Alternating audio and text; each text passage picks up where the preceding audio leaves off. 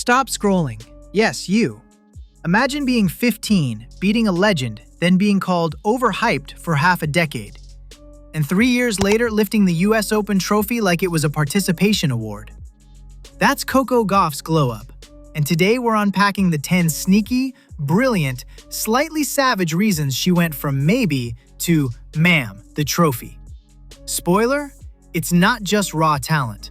It's obsession, upgrades, and a whole lot of comeback energy. 1.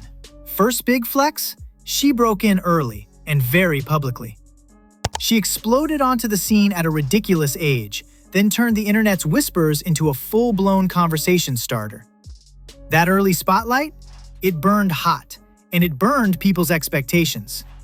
Critics piled on, the crowd turned fickle, pundits loved a hot take. Coco could have folded. Instead, she learned how to use noise as fuel. If early fame was the spark, the next move was the fireproof suit she built around herself. 2. Mindset upgrade. Not motivational poster nonsense, actual tactical mental work. She went from play-by-feel teen to a professional who treats mental prep like a training block. Think breathing protocols, between-point routines, and a habit stack that resets her after every mistake. She isn't trying to overpower the crowd. She's neutralizing emotion so she can think 3 moves ahead. Where others rage or freeze, she reboots. That's not luck, that's engineering. Mental armor helps you survive pressure, but you still need the weapons. Enter the tactical reinvention. 3. Tactical reinvention. Smarter choices, not just more power. Early on, Coco relied on speed and raw court coverage. That's awesome until opponents stop letting you get to everything. She sharpened shot selection, shorter rallies when needed, selective aggression, and better use of slice to break rhythm. It's like if a street racer learned drag strip technique. Still fast, way more efficient. Strategy turns points into smaller battles, but winning slams needs elite physical tools. 4. Athletic evolution. Speed stayed, strength amplified. She didn't just sprint faster, she leveled up her muscle memory and recovery. Better conditioning meant she could sprint down punishment and still serve like a loaded cannon at the end of a 5th set sprint. Except in modern women's tennis, that means handling best-of-3 marathons. Her endurance became a weapon. Opponents began to wilt while she sped up. Conditioning buys you time, but tech and mechanics buy you free points. 5. Serve and return. Improved weapons that change match scripts. Her serve used to be good enough. Now it's a tactical tool. Heavier first serves when desired, smarter placement, and a second serve that's less of a liability and more of a setup. Add a return game that's patient but brutal, and you flip entire service games. Suddenly, opponents aren't just thinking, win my serve, they're thinking, don't get run over. Tools are great, but the real flex is clutch play when it matters most. 6.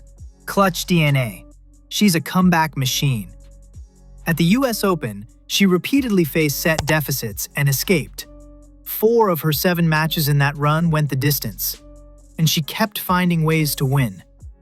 That's not some fairy tale grit, it's situational mastery. Staying calm, applying pressure at the exact point an opponent's armor is thin, and riding the crowd without letting it push her off balance. When the match flips, she's the one doing the flipping. Winning matches is one thing, beating the best in the final is another. So how did she handle the big stage? 7. Finals temperament. Owning Arthur Ashe like it's a local club.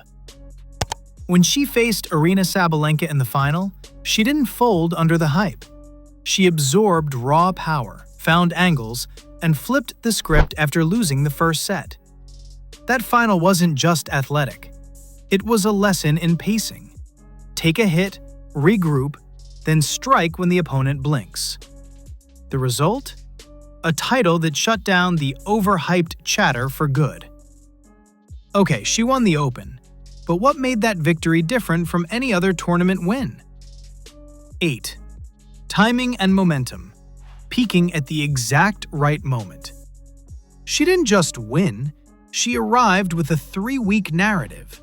Clutch wins, tough physical battles, and confidence stacking after every close win. By the time the trophy match came, she wasn't a surprising story, she was the inevitable headline. That momentum carried and compounded because confidence is contagious, both for her and, unfortunately for opponents, destructive to them. You can train body and brain, but you also need a support system that actually helps, not one that gaslights you. 9. Team and coaching evolution. Better fit, better results. She refined her team setup to match who she was becoming. The result? Clearer plans, fewer mixed messages, and coaching that amplified rather than complicated her strengths. Good coaching doesn't yell louder. It gives the player a toolkit they can own in the moment. When your box helps you think, you make smarter, faster decisions on court. So what's the big picture? Is this a one-time peak or a sustainable transformation? 10. The future blueprint. This isn't a one-hit viral moment. It's a foundation. She's young, she's hungry, and she's already learned how to battle heat, pressure, and public opinion. The US Open title, becoming the youngest American Slam champion since a certain someone, wasn't an accident. It was the logical end of years of upgrades across every dimension of her game. That combination of youth, skill, mental tech, and team structure is scary for the rest of the tour, because it's repeatable. Coco took the internet's doubters, converted them into data points, and then systematically upgraded every weakness. The result? A champion who can handle heat, headlines, and heavy hitters, and still smile with a trophy in hand. If you loved the breakdown, and let's be honest, you did, smash that like button like it's a second serve. Subscribe for more tennis dissections with personality and fewer hot takes, and drop a comment. Who should we turn from overhyped to unstoppable next? I'm seeing a few names already, but you tell me. Train hard, watch smarter, and may your returns always find the line. Or at least the opponent's righteous panic.